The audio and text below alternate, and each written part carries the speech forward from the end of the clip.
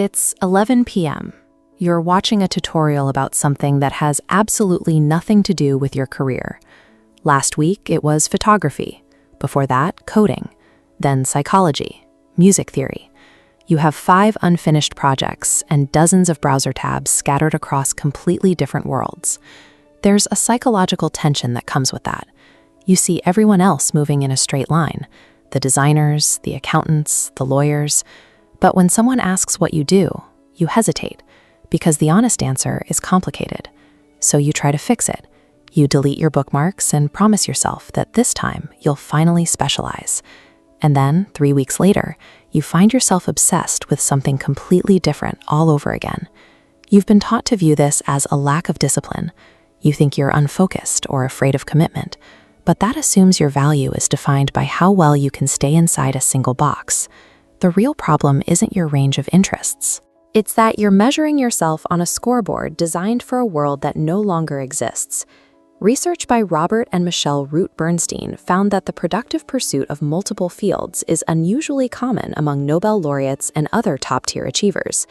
They aren't successful despite their broad interests. They are successful because of them. This pattern holds true in athletics as well.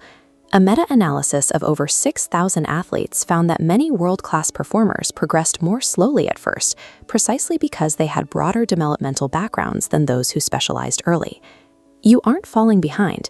You are building a mind that can move between worlds, a capability that is becoming a massive advantage. Imagine a room full of experts trying to solve a problem. They all have the same training, the same vocabulary, and the same assumptions. They keep attacking the problem from the same direction because they've been taught to think within the same limits. Then someone walks in with knowledge from an unrelated field.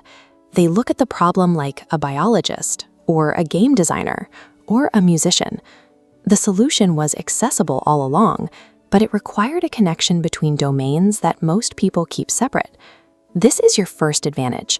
Every subject you explore gives you another set of mental tools. A concept learned in psychology improves how you write. A principle from storytelling changes how you approach a business presentation. This is cross-disciplinary integration, the ability to transfer ideas between fields and see intersections where valuable solutions are born. A specialist knows one country extremely well, but a polymath understands how those countries can trade. But there is a price to pay for having a wide lens. Breadth without execution is just chaos. Real polymathy is not the same as being a collector. Buying books and starting hobbies they never finish. If you aren't turning those interests into work, you aren't building a skill set. You're just hoarding information. The advantage comes from repeatedly forcing yourself to be a beginner. You have to endure the frustration and embarrassment of the first week where nothing makes sense. Then repeat that process in photography, coding, and business until you learn how to learn. Researcher Eric Dane calls the alternative cognitive entrenchment.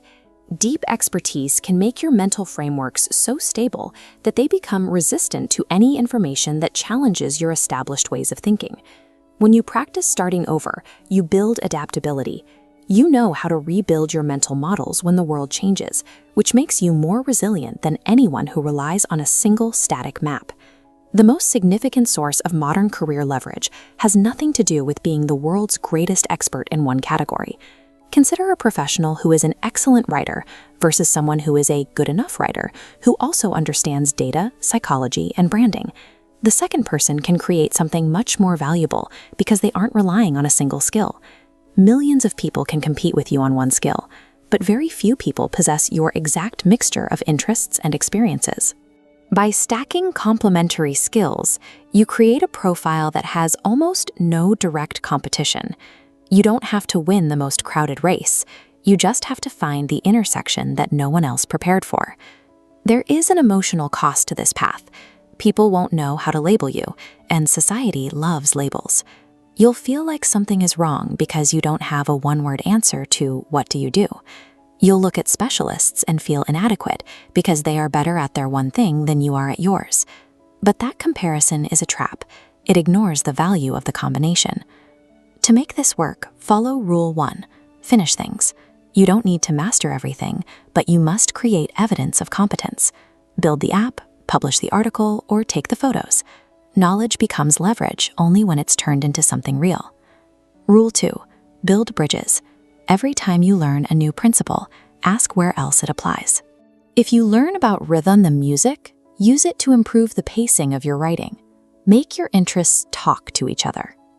Rule 3. Go deep in seasons. You don't have to do everything at once. Give one pursuit your primary attention for a period of time. Finish a project, then move to the next. Structure isn't the enemy of your curiosity. It's the only way to stop your interests from turning into a source of chaos. Eventually, those random interests stop feeling random. Your understanding of value, communication, and leverage all begin to feed into a single interconnected system. Every unfinished project provided the components for a system you finally know how to build. You weren't wasting time, you were collecting pieces. Some interests are meant to be abandoned, but occasionally two unrelated skills collide and create the thing you are uniquely qualified to build. Stop judging your nonlinear path by a specialist timeline. Clean lines are easy to understand, but they aren't always the most powerful. What are the 3 fields you're most interested in right now? Comment below. You might be surprised by the connections between them. And if you want more insights into the hidden patterns of human behavior, subscribe to Brain Library. Your biggest perceived flaw is actually your greatest irreplaceable advantage.